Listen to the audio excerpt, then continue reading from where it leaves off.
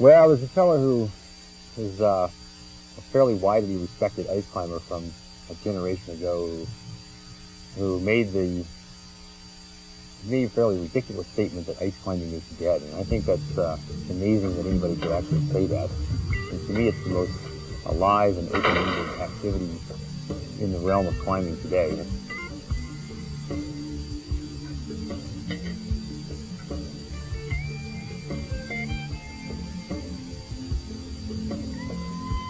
I definitely prefer first ascent over established routes. There's that whole factor of the unknown. When I look for a first ascent, I'm just looking for something that's beautiful and appeals to my artistic sense. And I think ice climbing is a very artistic thing. It's like climbing in glass castles a lot. The beautiful part comes when it all sort of melds together and the distinctions become less clear between what's rock and what's ice. It's just all sort of the unified field theory of ice climbing. It's all just climbing.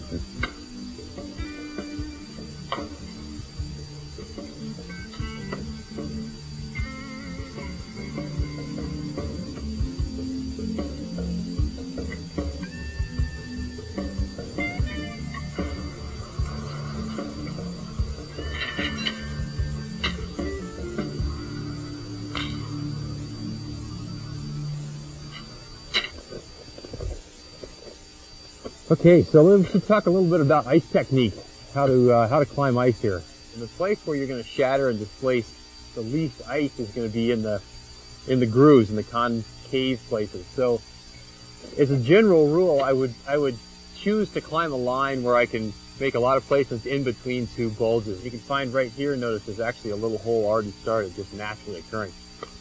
So when I try to hit that, it may take a couple of swings, but I'm displacing a lot less ice when I go into a groove with a natural hole already existing. So I'll aim right for a place like that rather than, notice what happens, I can always guarantee that I won't get a good placement. It shatters a whole lot more ice away. It just has to. It's just the laws of physics in ice climbing. To reiterate the point, look for concave surfaces and small grooves on a large scale as far as ways to get up an entire pitch, and also on a micro scale as far as places to put your individual placements. Yeah, Miami ice it's good fun stuff. Was it climbable? We had no idea. In fact, everything indicated that it wasn't climbable in the traditional sense of climbing ice. But to me, that's just sort of an invitation to go look further. But the fact that it's not touching down, to me, is just, it's not a deterrent. It just sort of leaves that big question mark hanging over the whole project, which is tantamount to a good experience. Sure, I love to push radical moves and hook really thin ice, but I'm always thinking, if the whole thing collapses and comes apart, can I back myself up? On Miami ice, to me it seemed pretty obvious that I needed to use some aid techniques and get up and sink a bunch of pins. And if I couldn't get them, I just wouldn't be interested in trying the route, because there's the potential for the whole thing to collapse with catastrophic results. And that's why you gotta expect that it can fall off, but it makes for fascinating climbing.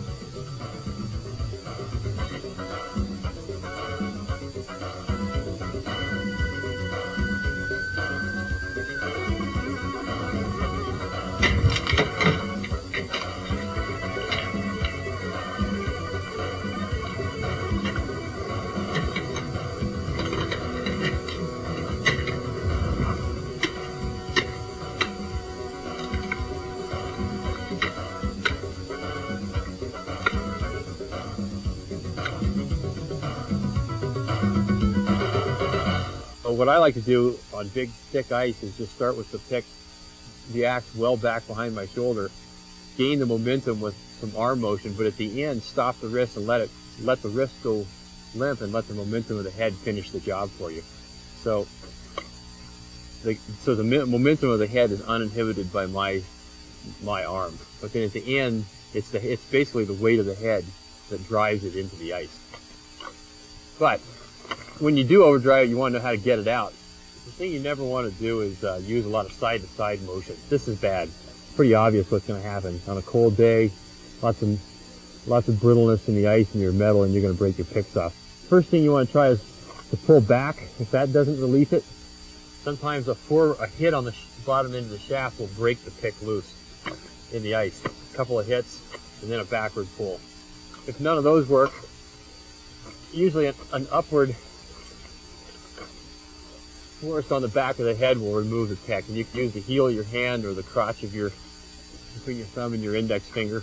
So those are 3 techniques for getting your picks out when you've driven them in too far.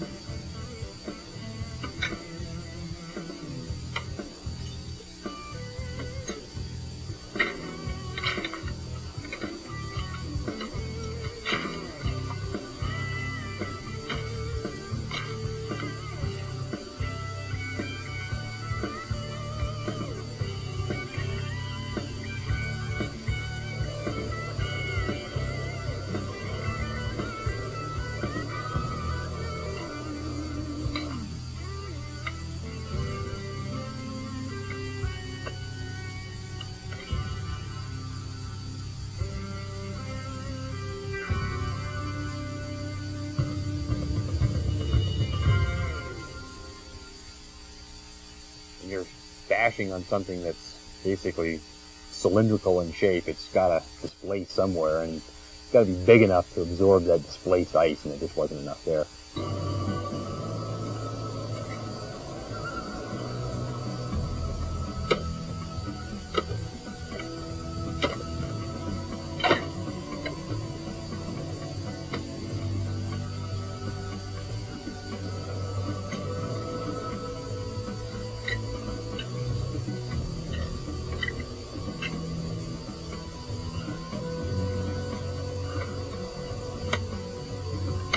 The combination of just being a small volume of ice and that ice is pretty hard. And there actually came a point when I was kind of worried about the whole thing sort of busting off and bashing on the head. So, you know, being not entirely crazy, figured it was time to retreat, which is really important to know when to do an ice climbing.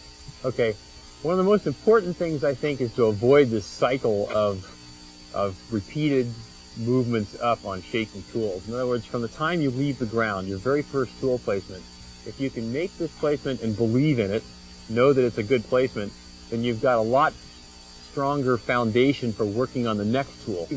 As soon as you accept one bad placement and move up on it, then the next placement, you're not going to have the confidence to place this tool well, because you're going to be eyeballing this shaky placement out of the corner of your eye going, oh man, I hope it doesn't blow out.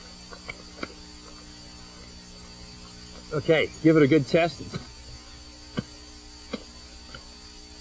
Don't have to think about that tool again. I've tested it. Now I can, with confidence, work on this next one. Give it a serious jerk. And I don't have to think about that tool anymore. That's really my attitude about it. That tool has proven itself. All that really matters to me now is making the next placement. So what I want to really stress is that you should never climb out on a tool placement that you don't believe in. There's a tendency for people to want to make a placement here and then make a second placement at exactly the same level, which is very secure, and then move their feet up. What I would rather do is go ahead and go well above that tool. It separates my two tools, so I'm not disturbing the ice, and it also is the most efficient method of gaining height.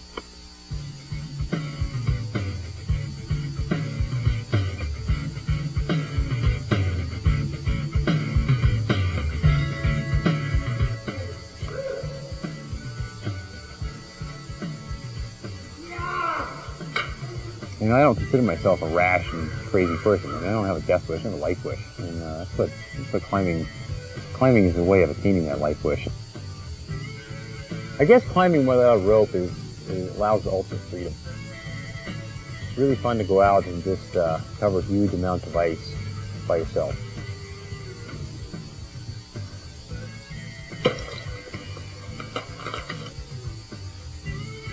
Climbing on rope is really stupid. Don't do it. It's the craziest thing you can do. The ground is really hard and it really hurts, and it's forever.